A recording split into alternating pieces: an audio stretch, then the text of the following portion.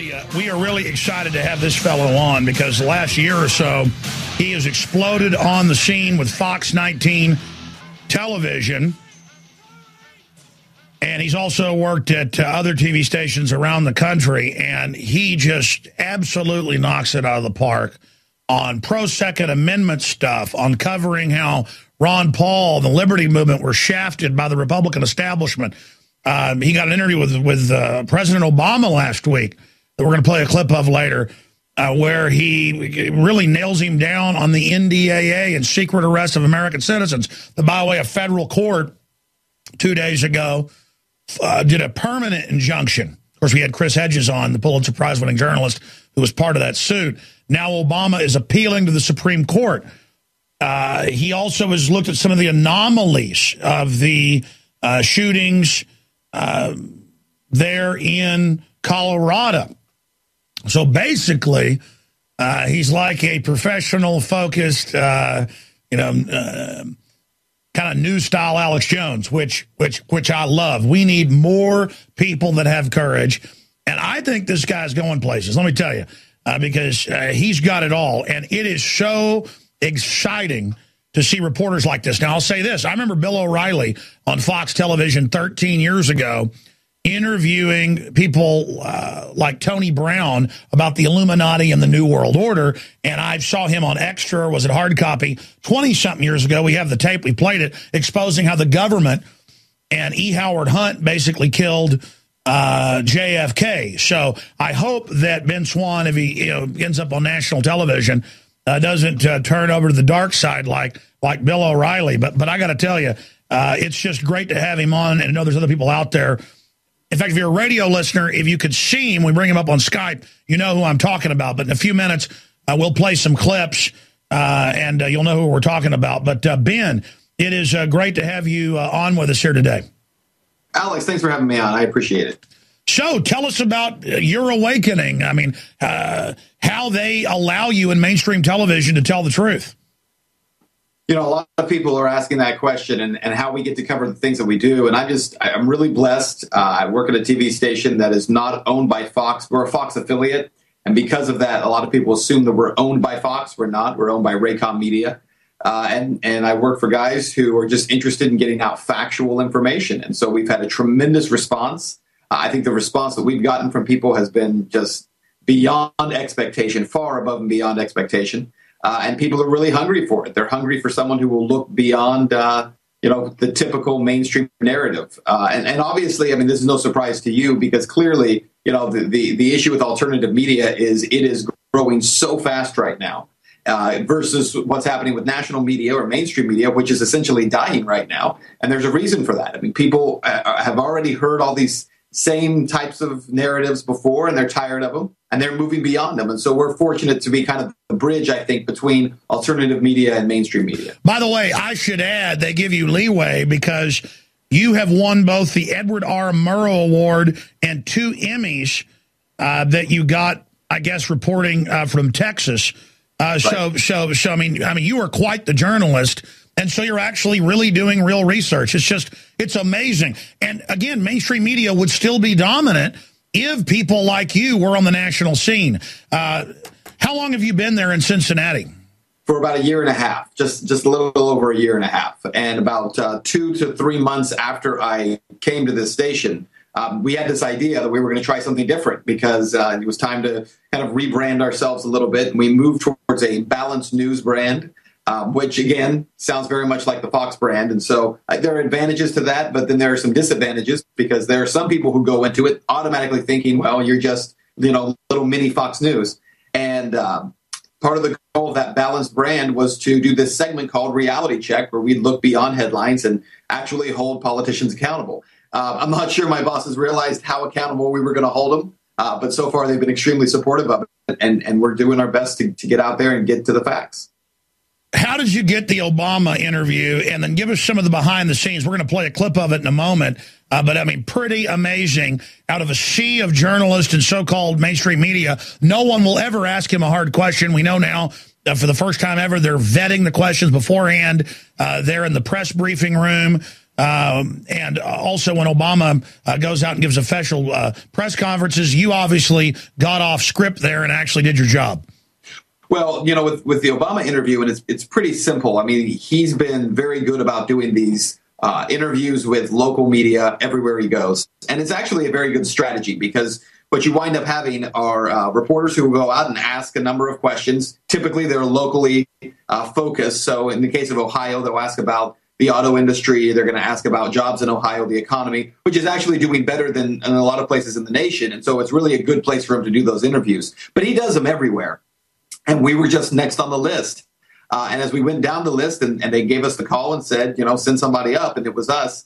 I think one of the advantages that I had was the week before, we had done a one-on-one with Mitt Romney and Paul Ryan together. And when we sat down with them, you know, we weren't easy on them. And one of the questions we asked Romney about was how, you know, his campaign, along with the RNC, had worked to decredential and essentially disenfranchise all of these Republican delegates from the state of Maine. And so we were hard on Romney, and I think that they suspected, I don't know this, but I think they suspected we would probably not be as hard on the president because, as you know, Alex, I mean, that's the way media works in this country. You either support one side and then attack the other, or vice versa. So, you know, they allowed us to come in and do the interview. They put no prerequisites on it, just told us you have 5 minutes, and when your 5 minutes is up, you know, you're done. And so we went from there. Incredible. We're going to play a clip of that right now. In fact, here it is from the intro of the news piece. Folks can go to fox19.com and watch the whole thing. And I should add, other Fox affiliates around the country who are on YouTube are lucky to get a few thousand views, even of big stories. Your stories are getting hundreds of thousands and millions of views, again, showing that the future is real reporting, real questions. There's no debate the NDAA is unconstitutional. The courts have already ruled it. There's no debate. It's super scary, right out of Nazi Germany. So media, though, just acts like, oh, we're going to be, you know, non-biased. Well, I mean, a ham sandwich is a ham sandwich. A draconian piece of legislation is draconian. And that's the end of it. I mean, you have to report the facts. You've done that. And the media can take a cue from this. Here it is. Mr. President, first of all, thank you for taking the time to talk with us. When you signed the National Defense Authorization Act into law, you issued a signing statement at that time that said you would not use that power for indefinite detention on Americans. You understood the concerns that people had. A judge earlier this year issued that the administration couldn't use those powers because it's unconstitutional. So why are the government's own lawyers fighting that judge's order, the injunction in particular? Well, look, the basic principle here is, number one, my first job is to keep the American people safe. Number two, we've got to do it in a way that respects our values and our traditions of rule of law. That's why I ban torture. That's why I've argued that we should actually close Guantanamo. But I've also said that, you know, we've got some bad guys who are down there who we may not be able to try in a traditional court, but have pledged to try to hurt Americans. And so that's something that we inherited, that we're dealing with, and it's complicated. On the other hand, what I also said was a U.S. citizen can never be subject to that kind of detention. Congress disagreed with me, and I didn't want us to not be able to finance our military and pay our soldiers and our troops.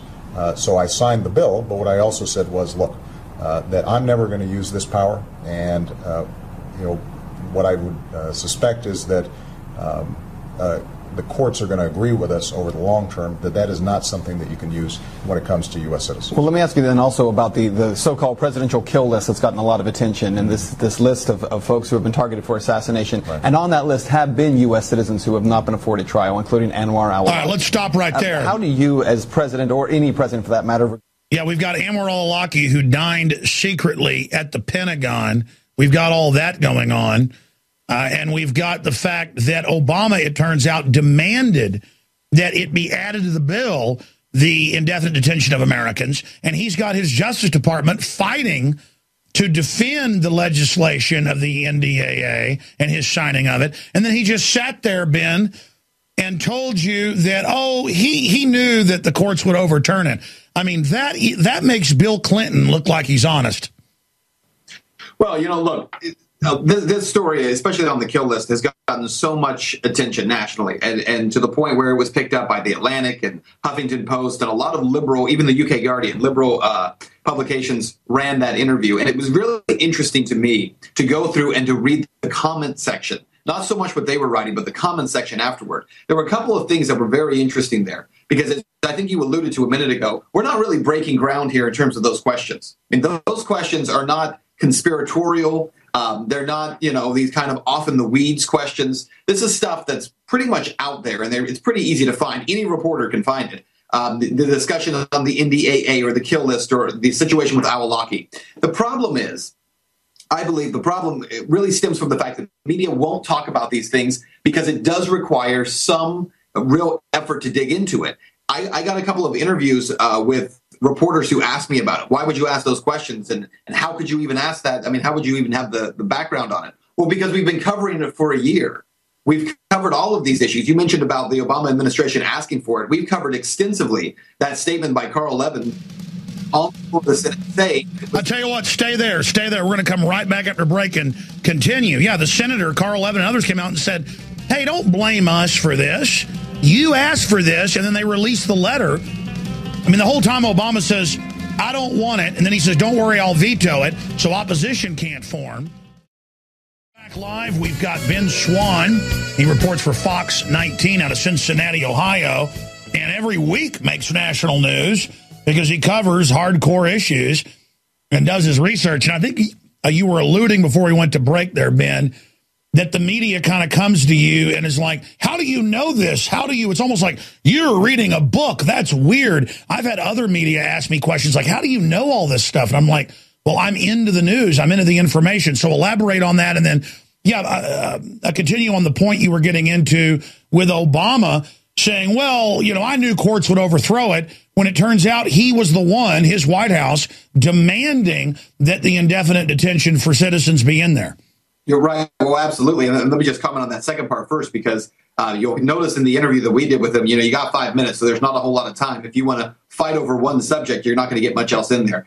And so what we choose to do, because of the segment we do with Reality Check and the way it's built out, it really is perfect for going in, you ask the question, he gives the answer, but we don't leave it at that. And that's what so much national media does now. It's a he said, she said. I ask the question, you give the answer, and we're done. What we do is say, okay, I'll ask the question, you give the answer, and then we're going to go back and fact check your answer. And if you're wrong, we're going to say you were wrong.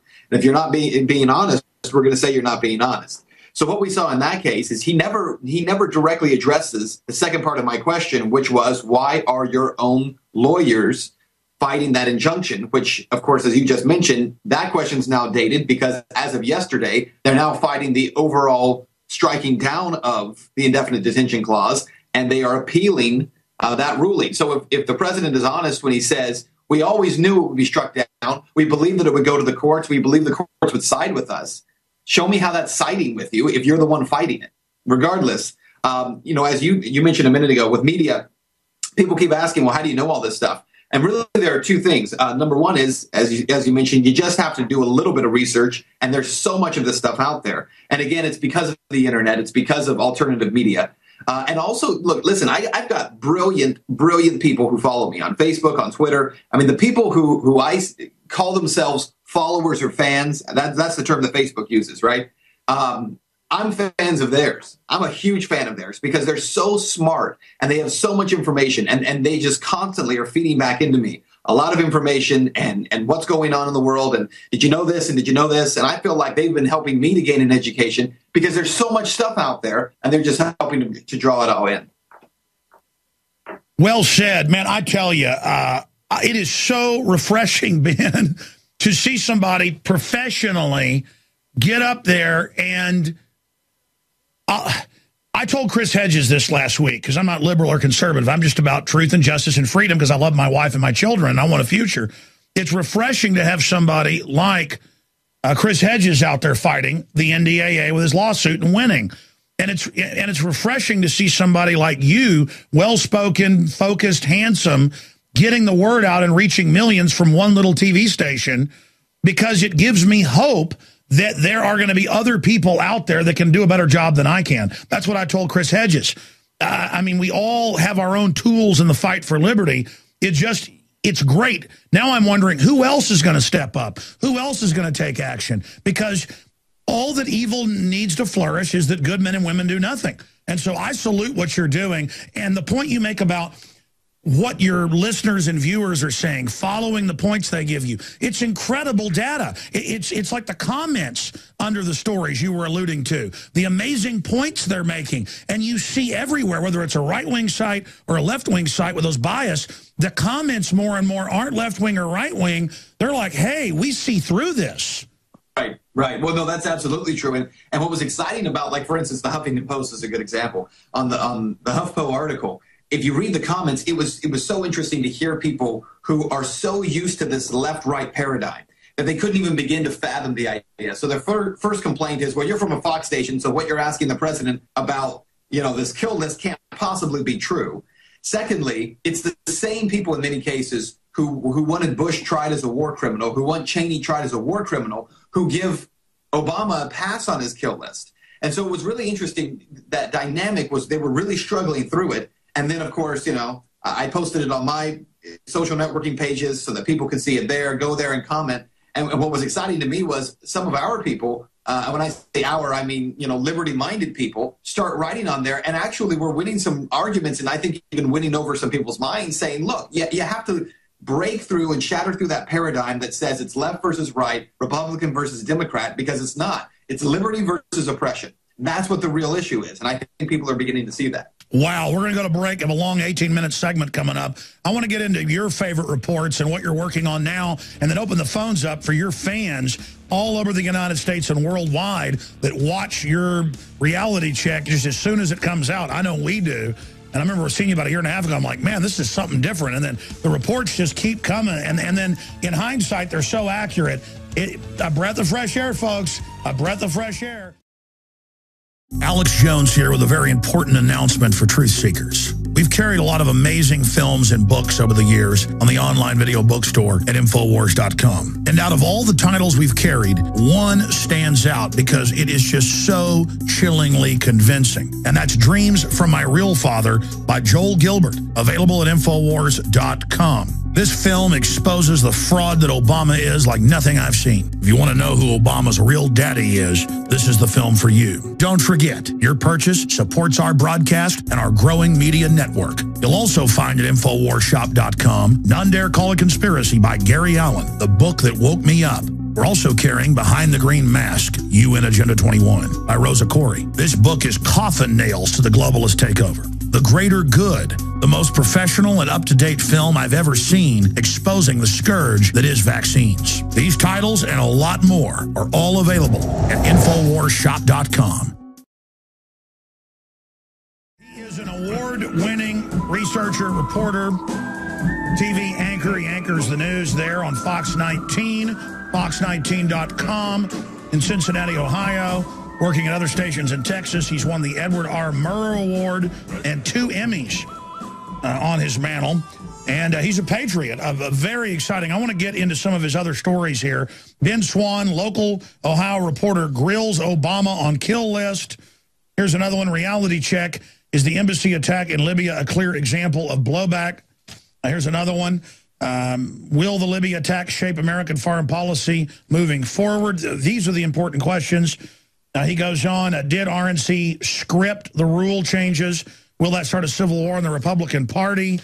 He questioned the Aurora shooting and the anomalies and people saying other shooters and all the rest of it. I mean, this is what we need to talk about. These are the questions. I've got to ask you this, not to, not to promote my show or anything. I'm just flattered by it. My producer was telling me when he asked, hey, have you ever heard of the Alex Jones Show, that you indeed have heard of the show and do listen sometimes. Now, I know as a journalist, I'm more of a journalist / commentator, rabble rouser. I wear a lot of hats around here. But I'm just curious, how did you stumble across my broadcast, and how did it affect the different perspectives that you're bringing to your own show? Well, I would say that I knew of you because I'm from Texas, and obviously you're down in Texas. So now I'm from further west than you are. But I was aware of you and had heard your name. And then most of it really was very conspiratorial, and the guy's a nut job. And so I didn't really know much about you. And then once I've gotten more into what we've been covering in the last few months, I had a lot of people who have said, Alex Jones has covered a lot of these things. And obviously there are people who are weary because, as you said, you're more of a commentator. So in your case, certainly it's more of a there's more opinion infused into it, more perspective infused into it, which is fine. I mean, clearly you're doing what you do. So I think that, I do think there's something very important about alternative media. And one of the things that I think is impressive, regardless of how people feel about you one way or the other, because obviously you have many, many fans out there, and you got people who don't feel as strongly about you or dislike you. You know, and that's not necessarily a bad place to be. Look, I always tell people, I would rather people love me or hate me, but don't feel nothing about me. Because as soon as you're the guy that people feel nothing about, then you're not accomplishing anything. You know, at least challenge the narrative and challenge what people are thinking and challenge their minds. And so I think you do a great job of that, and I take my hat off to you for that. Well, I just wanted to get your perspective because I, again, admire your courage in what you're doing. I mean, obviously, you're a talented guy, and I hope that it doesn't, you know, count against you with the power structure that you're telling the truth. Have you gotten any big national offers yet in the last year and a half that you've been knocking it out of the park? Nope. No, in fact, very, very little talk from anyone higher up, which is fine with me. You know, one of the things that I don't ever want to do is I never want to look beyond where I'm at right now. As I mentioned at the beginning of this, I'm incredibly blessed to be doing what I'm doing and to have the platform that I have. And I will say that in the last year and a half, my view of what, you know, national media has completely changed. And certainly my view of what it means to be a national voice, because we're sitting here in little old Cincinnati, Ohio, and yet we have a global voice right now, and people in 30 different countries are watching what we do. And it's this little 5-minute segment, and you know, we do it 3 times a week. Yeah, if I was Glenn Beck launching his new TV network back on television, I would hire somebody like you. And I think that'd probably be a perfect fit. I mean, Glenn Beck actually is in competition with me. He thinks I'm not in competition with him. I want to defeat the globalists. There's no future. But the reason I brought up myself was I wanted to get into your view of the world, because I know as a journalist, you don't want to put any of those views out because then they could say, oh, well, that's his bias. But come on. I mean, tyranny is tyranny. I mean, it wouldn't be, oh, you have a bias in 1860 because you were against slavery and, oh, that's your opinion. Obviously, it's the right position to be against slavery. I mean, some of these things are so clear. What is your view of QE3? What is your view of the TSA? All of this stuff. I mean, is it that the world's getting crazier that's brought you closer to, say, my views? Well, here's what I think. You know, you asked about QE3, and we're actually doing a piece on it next week to explain to people exactly how it works and what the design is behind it. My issue is less about, like, for instance, obviously I have very strong opinions, but I think most people do. My issue is more about making sure that I'm not going to necessarily try to sway someone else's opinion. I just want their opinion to be based on fact, not on fairy tale. And I think what we see too often in modern media is that we're allowing people to buy into fairy tales. We don't challenge them. Jon Stewart does a hilarious bit making fun of the way that CNN does their whole, we'll leave it there. I don't know if you've ever seen it, but they have this phrase, we'll leave it there. And he made fun of that one time. And the fact that they say, we'll leave it there on major issues that shouldn't be left there, because you're not allowing people to go through this process of critical thinking and to say, well, what does this actually mean for my life? So when Ben Bernanke announces, yeah, we're going to go ahead and move on with QE3 and it'll help the economy, I would be willing to bet you that only 1/10 of the population, if even that, has any clue as to what he's talking about, has any clue at all. Maybe even, you know, 1% of the population really understands what. No, I agree with you, because I've talked to so many bankers, business people, even folks that are worth hundreds of millions of dollars. They don't, who are in finance, they don't understand what this means. Right. Oh, absolutely. Absolutely. Because there are so many different components to it. You know, you mentioned that we've been talking a lot about the issue in Libya and what's going on over there right now. And one of the reasons we're able to do that is because if you go all the way back to when we first started doing these, one of the very first reality check segments we ever put together was about the fact that the U.S. was getting involved in Libya, and it didn't make sense as to why we were doing it. The fact that we were involving ourselves without a declaration of war. And now we're starting to see kind of the ramifications of that foreign policy and what's it really about. One of the things we're going to move into in the next few weeks, and I think people will be pretty interested in it, is we're going to start taking a look at the situation with the petrodollar and what China's doing right now in terms of these refineries they're attempting to build in Saudi Arabia and in Egypt, and ultimately what it's going to mean if the petrodollar disappears and there's a new currency in which oil was bought and traded. If that happens, it means a change in the way of life for every American that people don't even see coming because nobody's talking about it in national media, alternative media. You guys are talking about it. Thank you, Mr. Edward R. Murrow. Absolutely on target. Right there, that is so exciting to hear someone in mainstream news understand that.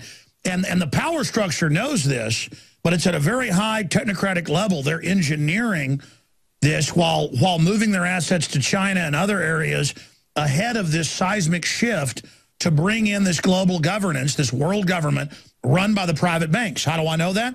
They wrote about it 30 years ago. They wrote about it 10 years ago. They now brag about it here and there. So more and more, the mainstream media realizes they're passé. Have you seen the CNBC clip where they admit, hey, we're all slaves to global government run by bankers? No, I haven't seen that one. Guys, can we cue that up, please, the CNBC clip? Because in more and more publications, they are admitting it, but it's more in establishment publications or in trade publications. They're admitting where we're going. But this isn't just quantitative easing. It's also been, and I want your take on this, going directly to the mega banks themselves as a kind of bailout. I mean, the $40 billion a month, half of the $80 billion goes to buy these derivatives, these mortgage derivatives. I mean, that isn't the taxpayer's job to pay for that. No, absolutely not. And they're doing exactly what you said. What they're essentially doing is saying, look, we're going to go in and we're going to buy all these mortgage-backed securities and derivatives. And in doing so, they are creating a system where they're socializing the profit, or excuse me, they're privatizing the profit, in that the banks are the ones who will profit from it. But then they're socializing the risk of it. They're buying up all these risky things with our dollars, then turning around and saying, well, here are the profits for that. We don't share in the profits of it. The other issue is that this is indefinite. And people may not realize this, but when you move into quantitative easing that has no end to it, it's simply indefinite, and you're going to buy all this up. If you have a 401k, if you have a mutual fund that you're invested into for your retirement, all of those very safe ones that traditionally have done well, those are all going to be bought up by the Fed. The Fed's going to have control of that. The government will control all of those safe bets, which means if you have money you need to put aside for your own retirement, they're actually going to force you to put it into riskier stocks. There are no safe bets because they're going to buy up all the ones that are safe. So it really hurts everyone in this process. It doesn't just help the banks, but it actually puts the average investor in a position where everything they're invested into for their future that traditionally has been very safe is now going to be very risky. They infect the whole system, then hold you hostage and say, we're too big to fail, and then basically transfer all the wealth to themselves while destroying your wealth. Then they're the last group standing, and they're able to buy everything up for pennies on the dollar. That is the economic model of conquest that we're now facing as a society. And as you just stated, when they announce unlimited QE3, that leads one place. It leads to Weimar Republic, Germany type inflation. It leads to Zimbabwe-style inflation. That is the road that they've now put us on. And like you said, it's just a minor footnote. Oh, QE3, no connection to gold exploding and other commodities like gasoline, oil spiking. And this is just with the announcement. And here are the insiders now, not doing QE1, QE2, QE3, unlimited, open-ended QE3. Now they get to know, the insiders, when they're going to be doing it with these little adjustments. The insider trading ramifications are stratospheric. Well, what's interesting, too, is even the terms that are used, QE1, QE2, QE3, it sounds like it is the third time that the Fed has gone through this process in order to, as most people would call it, stimulate the economy. The problem is QE1, QE2, and QE3 are not the same thing at all. They were completely different programs that were designed in order to affect the markets and affect the system. So it's not, QE3 is not round three, and that's what most people think that it is. It's an entirely different setup. Again, as you mentioned, buying up all of these mortgage-backed derivatives.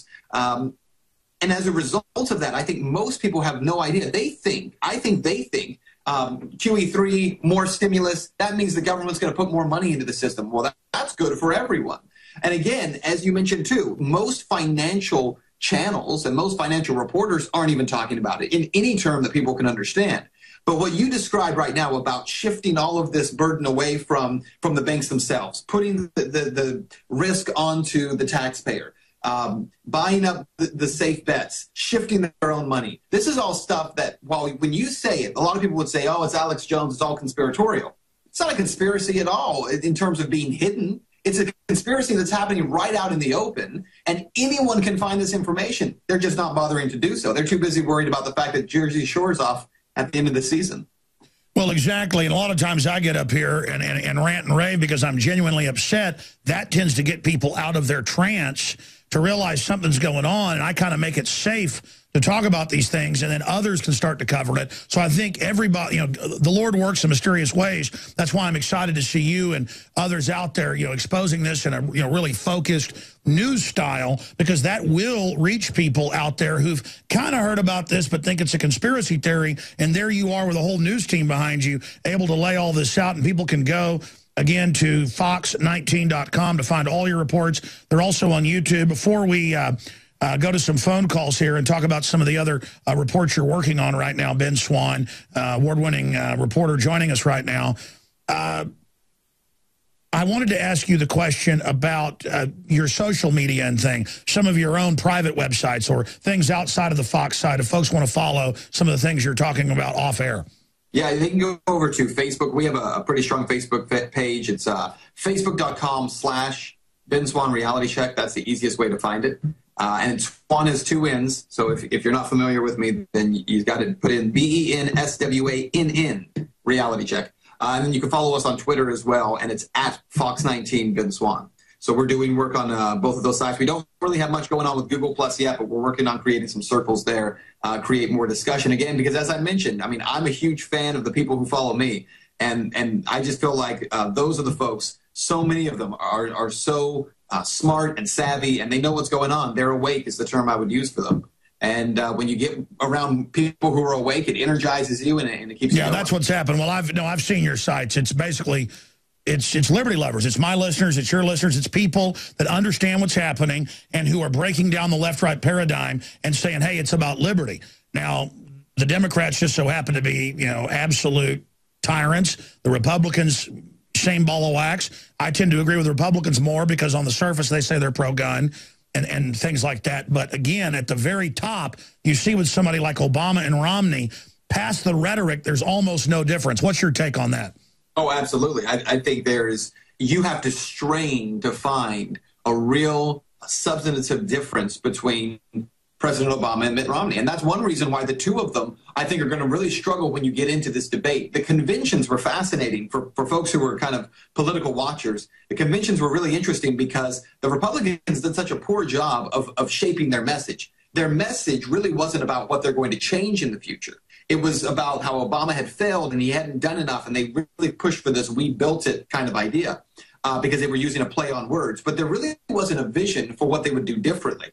The Democratic Convention, the same way. There was no real vision for the future. It was, well, if we go with that guy, we're not going to like it. And so there was very little vision casting in either convention, which was kind of fascinating to me. And part of the reason I think for that is because if you really break down the direction that Governor Romney wants to take the country and the direction President Obama does, there are some differences in terms of how they want to deal with taxation, how they want to deal certainly with people who are in higher income brackets and taxation. But if we're talking about, for instance, foreign policy, tell me one thing Governor Romney will do differently than what President Obama did. Or TSA or NSA or the police state or any of these things that really matter.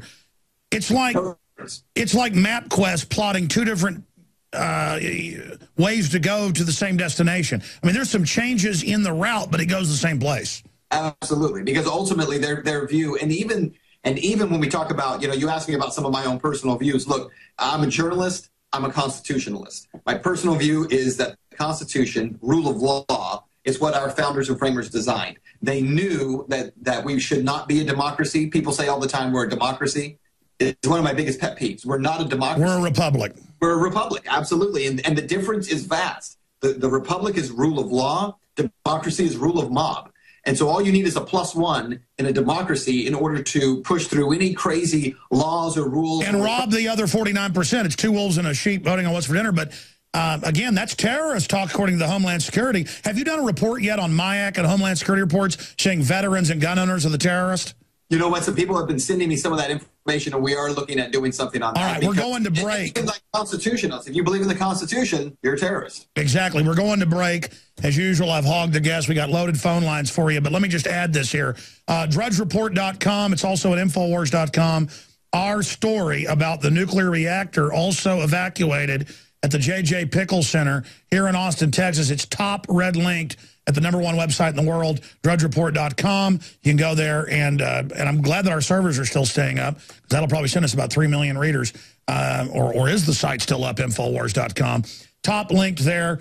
And they're now evacuating multiple campuses, not just the University of Texas, but up in North Dakota as well, over the, someone's basically saying they're Al-Qaeda, saying all these bombs are about to go off. We've got reporters still downtown. Well, now they've gone to the reactors. They'll be popping in during the next hour a little bit when we cover QE3 or unlimited QE, what that means. Alex Jones here with a message that could revolutionize health in this country. Going back about 1.5 years ago, I began to learn about the incredible health effects of Youngevity products. Aaron Dykes lost 92 pounds. We're going to show you some before and afters. Aaron, break down what happened, your story. I've worked really hard with diet and exercise to try to lose weight, but I just didn't get the results. It just didn't happen. Then I saw what you were doing with InfoWarsTeam.com. I wasn't even trying to lose weight, but I got it because I wanted to feel better energy. I wanted that nutrition. Didn't even understand how that could kickstart my own weight loss goals, but the products did that for me. I found myself suddenly losing weight, more energetic, wanting to exercise, wanting to eat the right foods. And they don't even advertise it as weight loss. I want to challenge our radio listeners to go to InfoWarsTeam.com, sign up as a distributor, and get wholesale pricing discounts at InfoWarsTeam.com. On for 5 minutes to all agree we're run by global government, run by banks. Exactly what I said 17 years ago was going to happen, because I was reading the Trilateral Commission public documents. But the issue here is Bernanke said 1 year ago there'd be no QE3. Well, now it's just unlimited QE. And they wanted us to beg for it first, because if they don't do it, we're in trouble. But if they do, we're in trouble because they engineered this. Ben Swann, he's one of the anchors over there, an investigative reporter at FOX19 in Cincinnati, now has a national, international following via YouTube and their site. We're taking phone calls, got a lot of fans out there. We're going to take 5 phone calls for you for this short segment, and the next, then you're gone. Let's talk to Brian in Colorado. You're on the air with our guest. Go ahead. Big fan of yours, Mr. Swann, and you as well, Mr. Jones. I wanted to bring you up to pace on a few things that I found out. I live in Colorado, and it's very frightening to have the ATF state that they're going to take people's gun rights that smoke marijuana or use marijuana, because a lot of people in Colorado have guns, and a lot of people in Colorado smoke marijuana. But the thing I really wanted to point out to you, gentlemen, is that through my research, I found that marijuana oil cures cancer. Well, it's certainly been shown to be a treatment. Let me stop you. This is how crazy the news is. That broke after I was off air yesterday. We carried it on the nightly news. I read the ruling from 2 days ago. It's true. They're saying alcohol abuse, marijuana use, any drug, any substance abuse that they say, no judge, no jury, they're taking your guns. Ben Swann, what do you make of that? I haven't heard it, so I really can't comment on it. I mean, I'd love to see it, though. One of the reasons could be a link to that. That'd be great. It's already in featured news archive. Just put it up on screen for folks that are watching and listening. Can find it at Infowars.com. I'll have it reposted to the front page. Let's go. Thank you, Brian. Let's go to Luke in South Korea. You're on the air with Mr. Swann. Go ahead. Oh, hi there. How are you? I've seen from my own experience with mainstream media that certain stories the government want to have suppressed never make it to air. And in England, they have the DA system, Defence Advisory.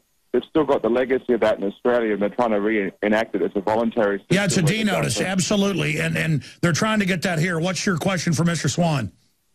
Well, right, with the absence of a D notice, how does the government get the issues they want suppressed in your They have talking points. How do we know it's happening? Well, I mean, I know because I've talked to national. They have talked. Well, you saw 2 weeks ago where the New York Times is in contact with the CIA and killing stories for them. Ben, your take on that? Oh, absolutely. I think there are definitely talking points that go out, and I think within local media, the issue isn't so much talking points as it is groupthink. If you know the parent station, or if the networks aren't talking about it, then it must not be news. And so it's groupthink on the lower level, bigger level, it's talking points. Exactly. At the top of the pyramid, talking points are given, White House meetings, you name it, book deals, all of it, because I've been offered it. And then all the little parrots think, oh, those are the stars. If I copy what they say, I'll rise up. When in truth, even if you were a cynical mercenary, being different is what will make you rise up in a stagnant system. Right on. All right. I hope that answers your question from South Korea. We're going to race back, and we're going to go to Angel, and then we're going to go to Eric, at least those, maybe some more, for Ben Swann, Fox 19 reporter. But like he said, now from that city, he's worldwide. That's why the dinosaur media is in so much trouble. Everything we said came true. Everything we've done has been right. Final segment with Edward R. Murrow, an Emmy award-winning researcher and journalist. He's the anchor there at Fox 19 in Cincinnati, Ohio. And he joins us for a final segment, Ben Swann. And we're going to take a few final calls for him in this short segment. Then the economic news. Pot smokers have their guns confiscated if this federal court ruling is implemented. The Justice Department says asset forfeiture. You know, in East Texas, some of the towns will pull an old lady over and rob her purse. Well, they catch you with marijuana, baby. They're taking everything you got. I'm talking one joint. So we're going to be talking about that. I'm glad that the caller reminded me. Angel in California, you're on the air with Ben Swann. Welcome. Hello? Yes, Angel. Hi. Hey, I have a question for the guest and maybe for you, Alex. I've been microchipped, and I don't know what it's in the back of my head. And I'm not sure. Yeah, that's a good prank call. We don't screen your calls. Very, very funny. I can tell you're not schizophrenic. I can hear you laughing. You think it's funny. But we got chips for people like you. Don't worry. Let's talk to Eric in Ohio, up in your neck of the woods, Ben. Eric, you're on the air. Go ahead. Hello. Thanks for having me. Long-time listener, first-time caller. Welcome, sir. Yes, my question, well, first a quick comment is I have a bachelor's in electrical engineering, a master's in business, and I used to be a certified nuclear medicine technologist, and I'm a veteran, and I live here in Springfield, Ohio, and I'm having a hard time finding a job. And I was wondering, Ben, based upon your research, is more of our bad economy based upon what Obama's done or based upon what John Kasich has done? Thank you very much for having me. Thanks. You know, just real quick on Ohio, it's tough to say. I mean, certainly the president says because of the auto bailout, they created a lot of jobs.